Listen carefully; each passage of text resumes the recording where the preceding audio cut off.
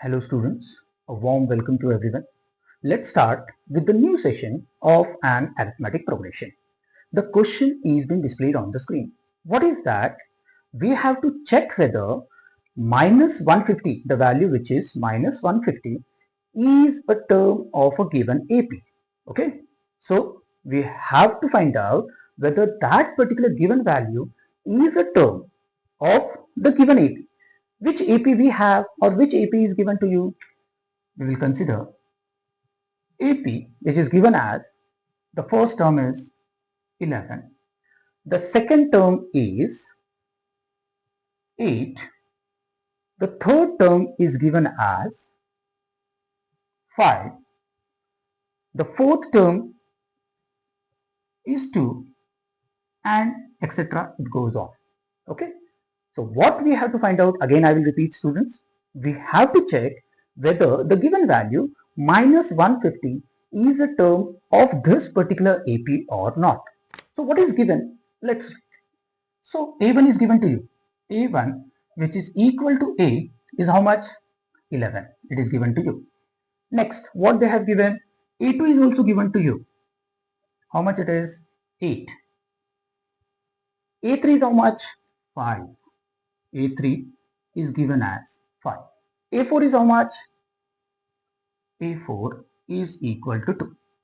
Okay. So, as they have mentioned that this particular sequence is in an AP. What does it mean? Always students keep in mind, we have a common difference. So, there is no need to calculate the value of D again and again. Only once we will calculate. So, D is equal to, everyone knows, A2 minus A1. A2 minus A1. Let's substitute the values now. D is equal to, the value of A2 is how much? 8 minus A1 is how much? 11. So students, D is equal to 8 minus 11. What is the answer? Minus 3. Students, keep in mind, negative value is very important because 11 is a greater value.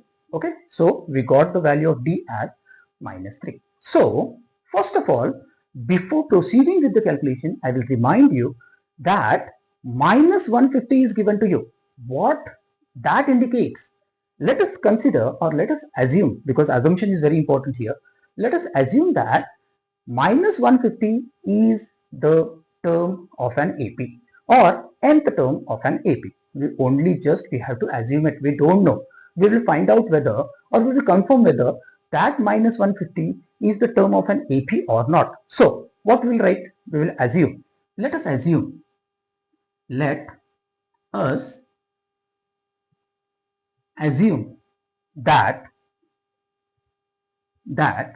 an is equal to minus 150. This is our assumption, students. Keep in mind. So what we have assumed? We have assumed that an is minus 150. This is our assumption, students. Okay, keep in mind. Now what we will do? We will make the use of the general term. What is that? An is equal to a plus n minus 1 into d. Okay, we have the value of the first term, we have the value of d, and we have assumed an as minus 150. So we will proceed now. An is how much? We have assumed as minus 150 is equal to, the value of a is known to you. How much it is? 11 plus, we have to calculate the value of n. So n minus 1 into, how much is d? We have minus 3. Okay, we will proceed now. Here plus 11 is there, so we will transpose it to left hand side. So what we get? Minus 150 minus 11 is equal to n minus 1 into minus 3. Okay, so minus 150 minus 11, minus plus, so 150 plus 11. So what is the answer? We get minus 161. Okay, minus 161 is equal to n minus 1 into minus 3. Okay, now here minus 3 is said to be getting multiplied. So we will transpose minus 3 to the left hand side. What we get then? minus 161 upon minus 3. That is nothing but equal to n minus 1. Minus minus get cancelled. So what we get? 161 upon 3 is equal to n minus 1. Now here minus 1 is there. We'll transpose it to left hand side or rearrange it. First you rearrange it. N minus 1 is equal to 161 upon 3. Okay. So therefore n is equal to 161 upon 3. Minus 1 we are going to transpose to the right hand side. So plus 1. So 1 is nothing but 1 upon 1. Now students, we have to equalize the denominator before proceeding with the calculation of a fraction. So our LCM is 3. So what we'll do, we'll multiply 3 to the denominator and multiply 3 to the numerator. So what we get, n is equal to 161 plus 3 into 1, 3 whole divided by what we get, 3. So n is equal to 161 plus 3, 164 upon 3. Students, now we got the value of n as a form of a fraction. Students, always keep in mind, in this particular conclusion, we got the value of n as a fraction. But students, you have to remember the term number or the n or the term n always or must be a whole positive integer. So from this, what we can conclude, whether the given condition or our assumption gets satisfied? No. So from this, we can conclude that the an, which we have considered as minus 150, or this particular minus 150 is the term of this particular AP? No.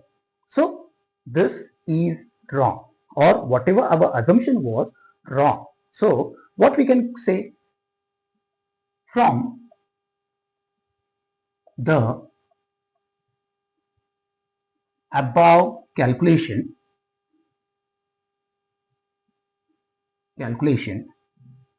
we can conclude that we got the value of n as a fraction, but the term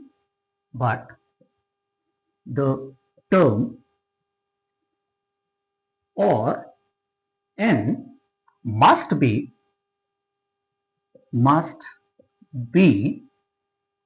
a whole positive